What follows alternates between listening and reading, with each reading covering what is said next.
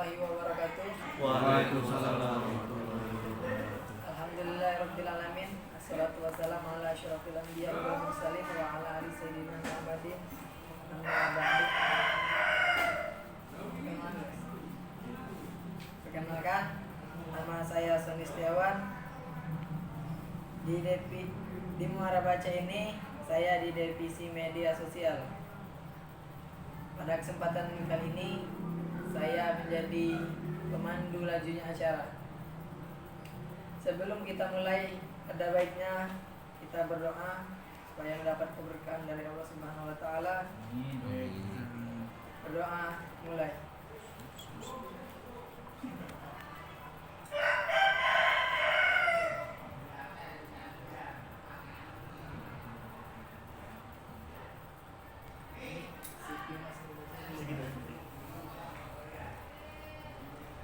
Sebelum ke tahap selanjutnya, saya akan memperkenalkan ke materi kita pada kali ini.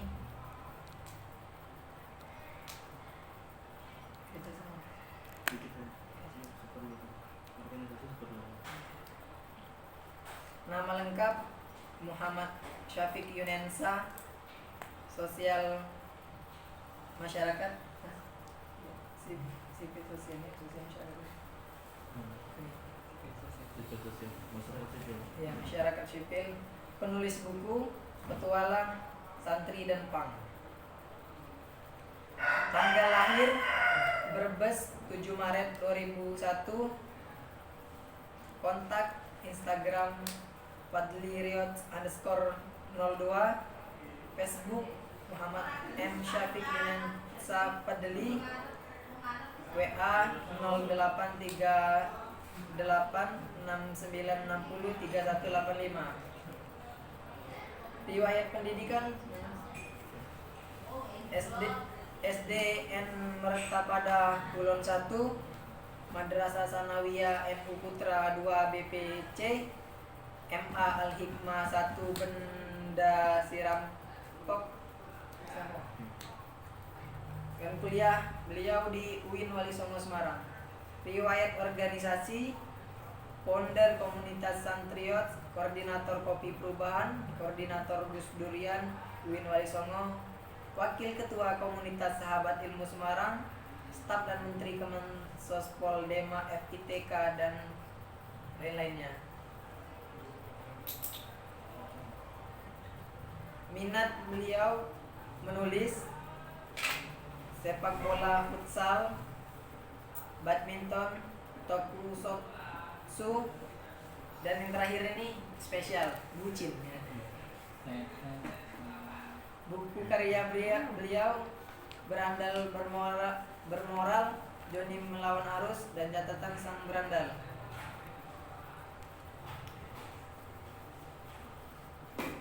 Baiklah, pada pemateri Mas Syafiq untuk memberikan nih tip-tip apa aja agar teman-teman bisa menulis sastra secara kilat tanpa ribet. Kepada pemateri, waktu dan ruangnya kami persilakan. Assalamualaikum warahmatullahi wabarakatuh. Waalaikumsalam warahmatullahi wabarakatuh. Iya, terima kasih kawan-kawan yang udah hadir pada siang hari ini. Karena ini kan bahasanya apa ya? Wadah kan buat teman-teman sendiri gitu, buat lingkup sendiri, nggak buat orang secara umum gitu. Pertama sedikit ya, bahwasanya UIN Wali Songo ini sebenarnya termasuk kampus yang akhir-akhir ini cukup mau menggelontorkan banyak duit buat dunia penulisan. Baru kemarin sih, katakanlah, aku termasuk generasi awal yang merasakan duit itu gitu. Dalam artian generasi awal yang bisa mengambil lewat buku itu. Dan setelah aku baru pertama generasi awal cuma sekitar 10 orang. Setelah itu sekarang ada sekitar permintaan 70 orang lebih gitu. Jadi misal satu orang dapat 300.000 atau kalau misal buku dapat 1 juta kan lumayan. Katakanlah bisa buat ganti UKT kalian gitu. Dan lagi-lagi aku sering bilang bahwasanya jadi penulis itu gampang. Jadi penulis itu gampang banget. Kita nggak perlu jadi orang pintar, kita nggak perlu jadi orang yang katakanlah sukses di dunia sekolah dan sebagainya. Karena apa ya, aku udah buktiin gitu selama ini. Nggak perlu, apalagi kalau tahu jadi gini, kalau untuk jadi penulis sebenarnya cuma ada 2 hal ya. Pertama, tahu cara dan jalan. baru cuma 2 hari ini aja. Jalan ya, kalau jalan teman-teman udah gampang. Udah punya di Debu, kita udah katakanlah kedepannya bisa lebih mudah buat tulisan sejelek apapun deh. Misal editornya pinter, bisa jadi karya yang disajikan, bisa disajikan. Aku tuh udah beberapa kali nyusun buku selain pribadi ya. Pertama, dulu aku bikin sepasang sepatu yang melawan itu buat teman-teman Gus Durian, kumpulan cerpen, sekitar berapa cerpen itu? 23 cerpen. Nah, buku sepasang sepatu yang melawan itu ya tak kira secara desain secara itu cukup bagus meskipun nggak dipasarkan secara luas gitu, nggak dipasarkan secara luas karena ya itu buat kepentingan komunitas saja. Jangan teman-teman nanti kedepannya loh, misal KKN itu wajib bikin yang namanya bunga rampai. Itu wajib bikin bunga rampai itu kayak apa ya? Yang buku Edelweiss ada nggak di sini? Nah ini. Wajib bikin kayak gini. Antologi cerpen. Ini kan judul utamanya nih. Tapi kan yang nulis ada 1, 2, 3, 4, 5, 6, 7, 8, 9, sekitar 15 orang yang nulis buku ini. Tapi kalau buku kayak gini sih sebenarnya nggak bisa diajukan lewat kalau buku kayak gini, kecuali ISBN-nya terus atas sama sampean. Misal ISBN atau sama Safi Finansa, itu bisa diajukan lewat. Kalau aku dilala, tapi kan lewat per tahun ya sifatnya ya. Berarti buku-buku yang terbit tahun 2021 ya bisa diajukan cuma tahun ini. Tahun depan nggak bisa diajukan lagi. Ini teman-teman yang katakanlah masih mahasiswa baru semester 1 terutama itu serius deh. Mumpung kebijakan soal lewat buku ini belum dicabut, jadi sebenarnya mahasiswa UIN sekarang tuh bikin buku itu nggak modal. Lo katakanlah semisal di penerbit misal ngasih harga buat SBN cuma 200.000 nanti tinggal teman-teman gimana cara masarinnya aja tanpa ada pemasaran sekalipun, itu bisa ngajuin lewat ke kampus dapat 750. Ibarat kita biaya upah buat nulis 550.000 itu upah kita. Tapi kan belum misal kita pintar memasarkan buku itu. Jadi katakanlah sangat-sangat mudah ya. Apalagi sekarang mungkin mulai angkatanku mau didorong kebijakan soal lulus pakai selain novel, selain skripsi. Kemarin aku nemuin rektor langsung, juga nemuin WR1 wakil rektor bidang akademik. Itu katanya kebijakan itu udah ada sejak 2020. Cuma fakultas belum follow upin. Jadi SK surat keterangan atau induknya ada di rektor, ada di rektorat, tapi ketentuannya ada di fakultas masing-masing, dekanat. Ada di dekan, wakil dekan 1 gitu. Nah, aku rencana kalau di Tarbiyah sendiri kan udah mau mulai udah mulai dorong. Gimana sih nanti teman-teman misal mau lulus tanpa bikin jurnal kan susah lulusnya. Tapi kalau novel gampang. Karena kita nggak perlu ada referensi yang ribet-ribet buat lulus kayak gitu. Nah, semoga sih aku bisa katakanlah bisa mengawali lulus pakai novel. Kalau misal bisa itu termasuk sejarah. Dan yang punya akses, ingat teman-teman yang punya akses untuk bisa ke situ, ya putaran-putaran teman-teman Gus Durian, Kopi dan Muara Baca. Karena lagi-lagi putaran 3 elemen itu ya yang mana di tengah ibarat 1, 2, 3. Nah, di sini ada dia buat teman-teman jalan teman-teman buat berkarya buat apa. Itu bagian bidang penulisan, tapi bidang yang lain ya nanti bisa tak cari. Karena aku pribadi sejak masa baru organisasi udah 26 lebih dan katakanlah banyak ruang-ruang yang kosong sebenarnya. Nanti teman-teman minatnya apa bisa tak suruh kemana-kemana bisa aja. Dan ya semoga sih misal aku bisa lulus duluan, rasanya lulus dulu, setelah itu bisa lebih berkembang, bisa lebih ngembangin lah, berkembang bareng-bareng. Oke, sekarang ke materi ya. Bentar, tadi tahu jalan udah clear, katakanlah udah clear, tinggal gimana caranya. Nah, caranya ini sengaja aku bikin katakanlah pelatihan kecil. Pelatihan kecil ini yang katakanlah teman-teman nggak perlu ikut, misal ada pelatihan novel berbayar atau apa, sebenarnya nggak perlu, karena materinya sama aja. Materi-materi dari sana atau tips-tips apa sebenarnya agak dibikin ribet aja, padahal selama aku nulis aku nggak pernah ikut pelatihan novel, pelatihan cerpen sekalipun nggak pernah. Malah sekarang aku lebih sering ngisi-ngisi karena lagi-lagi kebanyakan orang-orang tuh bikin ribet sebuah hal padahal simpel banget. Bisa dibuka materinya ya di grup Muara Baca itu. Pertama apa sih itu cerita pendek? Cerita pendek, cerpen itu apa sih? Ya cerita pendek, katakanlah kira-kira kisarannya kurang dari 10.000 kata lah. 10.000 kata kalau di Microsoft Word itu sekitar berapa belas halaman itu. Jadi cerita pendek itu cukup 1.000 kata aja. 1.000 kata kok ibarat cuma 3 halaman Microsoft Word biasa gitu. 3 halaman makalah. Atau bisa juga cuma 1,5 halaman. Jadi saking pendeknya cerpen itu ya harus dipadatkan. Katakanlah cerita yang hanya ada satu alurnya aja sebagai satu jalan tulis yang berbentuk prosa yang singkat dan pendek. Oke, cerpen itu satu ya, kurang lebih sekitar 1.000 kata lah ya, biar gampang. 1.000 kata kurang lebih 700 kata bisa, 600 kata bisa. Kedua, hanya berpusat pada satu pokok peristiwa, satu kejadian. Ya kadang ada yang 2, ada yang 3 sih. Teman-teman kalau baca novel kan pasti ada subbabnya kan. Setiap subbab atau bahkan satu bab itu ada beberapa peristiwa gitu. Tapi kalau dalam cerpen umumnya hanya satu peristiwa aja. Misal cerpen mengisahkan tentang dulu aku nulis soal apa ya? Coba di sini.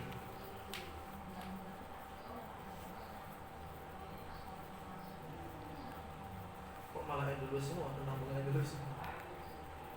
Misalnya nih, cerpen soal mahasiswa. Nah itu lebih, misal organisasi mahasiswa menceritakan gimana proses di organisasi itu aja, gimana awal masuknya doang misal kisah utuhnya adalah bagaimana orang berproses di organisasi misal. Nah kalau novel itu menceritakan dari awal sampai akhir dia demisioner atau lulus gitu. Tapi kalau cerpen hanya misal bagian awalnya aja. Misal ini beneran, ini novel. Tapi kalau cerpen bagian ininya aja, nggak ini enggak. Tapi kalau semisal kumpulan cerpen disatukan itu menjadi novel. Semisal kisahnya nyambung. Lagi-lagi belajar untuk jadi novelis itu ya omong-omong dari cerpen. Ini sih materi yang gimana ya? Enggak terlalu aku ngurus dari buku-buku sih, dari referensi internet, tapi yang aku alamin aja gitu. Terus ciri-ciri cerpen biasanya jelas fiksi ya. Hanya fiksi. Jadi bedakan. Kalau sastra itu ada beberapa bagian, misal puisi, cerpen, novel, drama. Drama ini masuk dalam kategori sastra ya. Tapi kalau kategori tulisan ada fiksi, ada non fiksi. Kalau fiksi ya jelas kayak imajinasi gitu. Meskipun novel, misal catatan Sambrandal mengisahkan kisah pribadi gitu. Tapi ketika jadi novel, ya fiksi, bukan sebuah hal yang real gitu. Fiksi itu imajinasi. Kalau non fiksi itu makalah, artikel, opini, terus apalagi tesis, disertasi atau penelitian itu non fiksi. Biasanya kampus itu sejak dulu mendorong kampus itu sejak dulu mendorong mahasiswa untuk bisa nulis makalah, artikel, penelitian gitu. Tapi sekarang tuh karena artikel, makalah dan sebagainya terlalu sakral, terlalu formal, itu malah bagiku semakin hari itu semakin hilang esensinya gitu. Lagi-lagi ketika misal formal tuh misal harus ada referensi 5, harus ada referensi 10 misal. Terus harus ada bagian apa gitu. Itu kan formal banget. Maka semakin formal maka semakin hilang maknanya. Makanya semakin kesini UIN Wali Songo mulai agak terbuka dengan tulisan sastra. Misal tulisan sastra itu ya tadi bisa diganti dengan bisa diajukan sebagai transkripsi. Dan kedepannya ya mungkin harus seperti itu. Karena penelitian katakanlah mohon maaf ya, skripsi kalian ketika nulis skripsi diajukan, terus diujikan, sukses, lulus, skripsi kalian tuh cuma masuk ke perusahaan, gak pernah dijual belikan atau nggak bisa. Itu skripsi. Karena lagi-lagi sifatnya hanya dalam satu penelitian, satu masalah yang kadang kita juga udah tahu jawabannya. Karena semua hal yang ada di dunia ini tuh udah pernah deskripsikan secara umum loh ya, secara hal yang umum itu udah pernah deskripsikan semua. Makanya nggak ada kita bisa buat ide baru atau apa pakai skripsi gitu. Tapi kalau novel kita bebas. Nah kategori fiksi ini ya masuk cerpen, novel dan sebagainya gitu. Puisi termasuk kumpulan puisi pun bisa aja dijadiin. Jadi berarti ini loh, kalian bikin story WA yang puitis selama kurang lebih 6 bulan. 6 bulan, 2 bulan. Selama 6 bulan, satu harinya aja bikin story WA yang puitis, entah pendek entah panjang. Tiap hari di screenshot, di SS, dikumpulin, itu bisa jadi buku. Atau teman-teman nge-scroll story Facebook yang tapi katakanlah tulisan yang original ya, yang original, bukan kita nyetek dari siapa tapi yang original. Dikumpulin, plak pikir bisa jadi buku juga kayak gitu. Tinggal nanti cari tema umumnya apa atau salah satu yang menarik apa. Ya itulah gampangnya kalau kita punya jalan gitu. Teman-teman di luar sana tuh banyak yang bisa nulis, banyak yang bisa apa, tapi ya nggak punya jalannya. Karena penerbitan lagi-lagi di mana-mana mahal. Apalagi di Semarang, termasuk penerbitan mahal. Kalau semester kita pengen berbayar loh. Kalau aku sih berbayar pas dulu aja, pas awal-awal. Tapi sekarang udah nggak berbayar. Udah penerbitan percaya aku. Oke, ciri-ciri cerpen itu fiksi. Cerpen tidak menceritakan seluruh tokoh. Jadi satu peristiwa, satu tokoh. Menceritakan tokoh utamanya satu aja gitu. Cukup, nggak perlu ada tokoh-tokoh yang lain.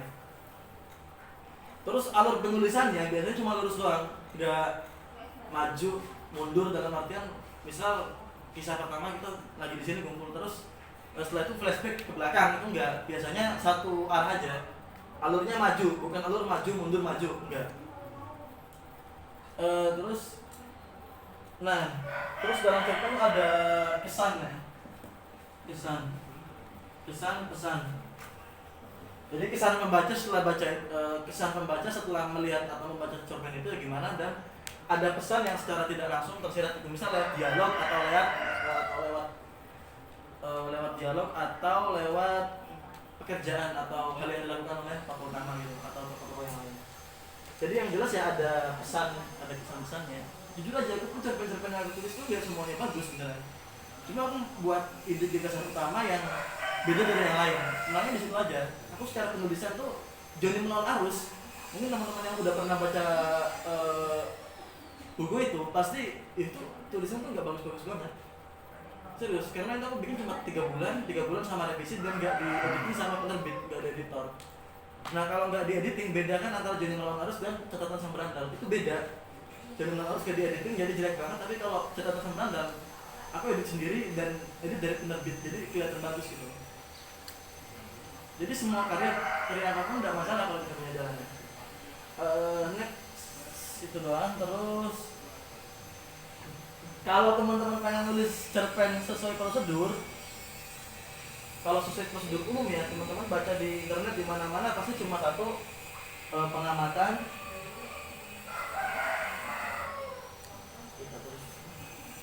terus tentukan tema,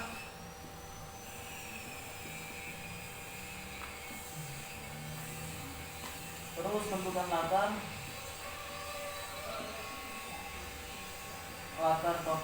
dan tokoh,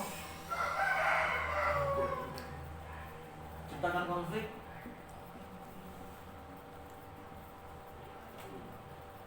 sudut pandang,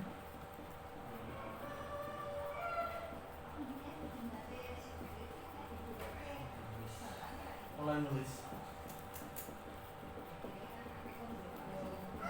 Nah, pertama pengamatan. Sebelum nulis cerpen ini secara prosedur umum, prosedur umum tak persingkat lagi, tak ringkas. Pengamatan. Sebelum teman-teman nulis, seenggaknya teman-teman bisa ngamatin gitu. Misal mau nulis soal cerpen soal suka dukanya mahasiswa online gitu misal. Yang tiap hari kelasnya harus bangun pagi dan sebagainya, itu pengamatan dulu, ngamatin. Ini biasanya teman-teman tuh kalau misal online itu, misal tingkat kemalasannya gimana? Teman-teman selama online cuma kuliah terus ditinggal atau gimana terserah. Atau misal kita nulis soal apa sing lagi. Yang keseharian teman-teman itu apa kira-kira? Tentang santri misal. Nah, kalau kita mau nulis cerpen tentang santri, misal ngangkat soal kenakalannya. Yang lebih gampang tuh soal misal prestasinya misal. Nah, soal prestasi santri gimana proses anak itu bisa jadi katakanlah berprestasi karena misal malamnya tahajud dan sebagainya gitu. Nah teman-teman harus pengamatan dulu, ngamatin ya beberapa katakanlah orang yang terbilang berprestasi atau santri yang terbilang rajin gitu, diamatin gimana kesehariannya. Atau biar gampang ketika bikin pesantren ya, yang mungkin teman-teman pernah ngalamin semua itu.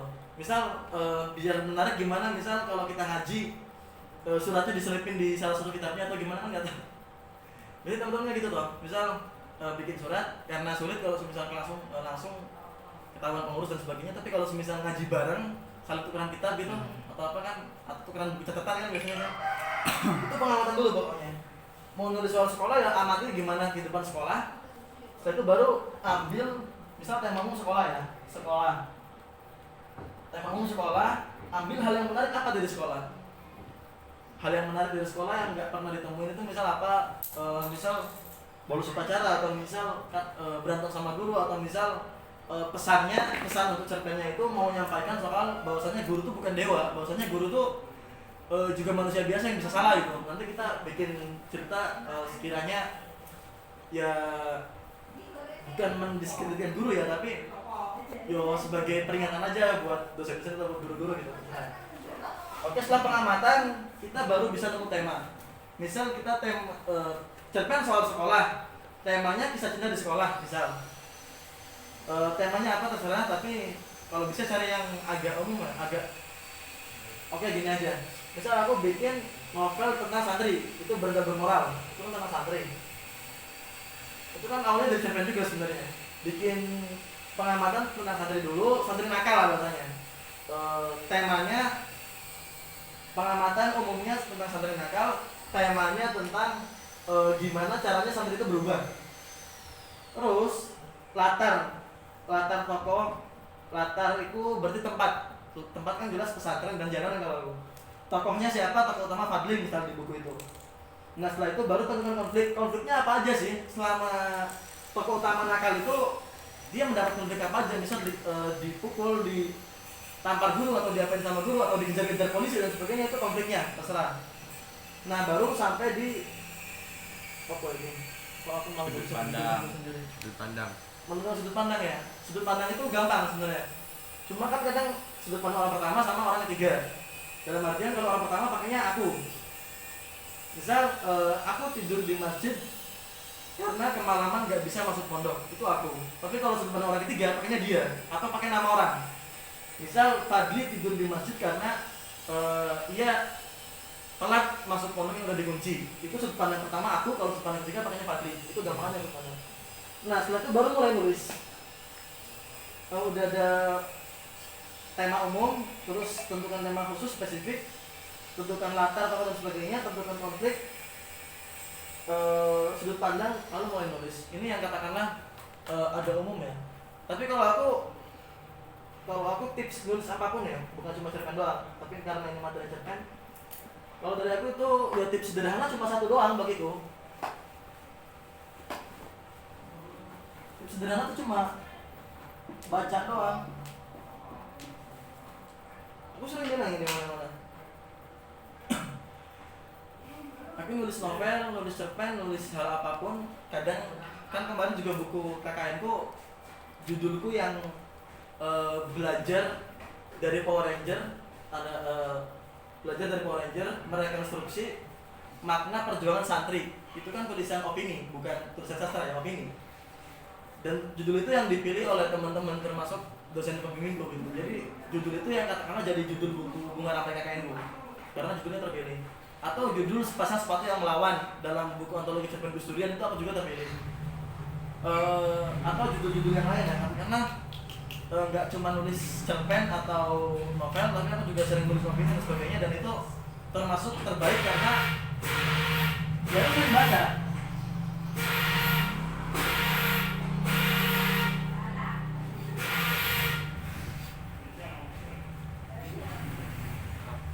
Jual motornya, jual cangkrik. Satu, baca buku jelas. Dua, baca realita. Aku sering bilang dari dulu tuh mau nulis apapun, mau ngapain aja teman-teman, yo harus baca buku, harus baca ini. Baca Al-Quran. Buku kan dalam artian kitab kan dalam bahasa Indonesia Al-Quran, buku kan. Kitab itu kan buku, ya kitab Al-Quran buku, ya katakanlah Al-Quran itu. Tahu dalam Al-Quran jelas bahwasannya perintah pertama adalah baca, ikro itu Bacalah. nggak cuma sebatas baca surat Al-Alaq itu atau baca surat dari Quran, enggak. Tapi dalam istilah kultural itu ada ayat-ayat tertulis Al-Quran, hadis misalnya, ada ayat-ayat tidak tertulis. Jadi kalau istilah tasawuf lebih dalam itu ya,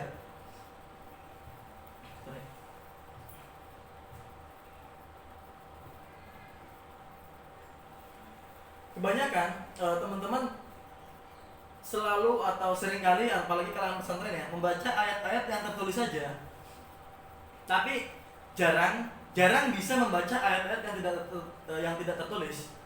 Katakanlah kontekstualisasi dari ayat tersebut, atau katakanlah tanda-tanda. Ayat kan tanda-tanda atau dalam bahasa secara harfiah tanda-tanda, atau tanda-tanda kebesaran Allah itu atau yang ada dalam Al-Quran, realisasinya itu kita jarang bisa membaca itu. Makanya orang-orang yang katakanlah dalam tahapan irfani secara filsafat atau secara tasawuf itu pasti bicara bahwasanya setiap tempat adalah masjid, setiap tempat adalah musola, tempat untuk sholat, tempat untuk ibadah. Nah itu katakanlah terlalu agak melebar yang biasa. Oke, kembali ke sini. Jadi dalam ikhlas bahwasanya kita disuruh baca. Ya emang ini kunci manusia tuh ini. Tapi kalau ditafsir lebih dalamnya ya baca apapun. Bahkan lagi-lagi kita kalau semisal mohon maaf ya, kita misal nonton video biru lah, blue film atau apa gitu. Terus misal kita di situ nggak cuma nonton, tapi kita lama-kelamaan kan belajar gimana cara baca itulah. Baca industri film perpornoan misal. Amerika tuh dia tuh duitnya banyak dari Xvideos atau XNXX misal. Itu duitnya banyak arah ke sana. Tapi kenapa misal industri di Jepang itu juga besar banget? Kenapa di Jepang sampai kekurangan cowok misal? Atau di Amerika sampai sebesar itu semuanya masuk ke Amerika semua? Itu kan juga salah satu kalau kita mau belajar ya lebih banyak ya. Ya salah satu gimana caranya mereka membodohkan bangsa kita. Kalau pelanggan paling besar tuh dari Indonesia kok.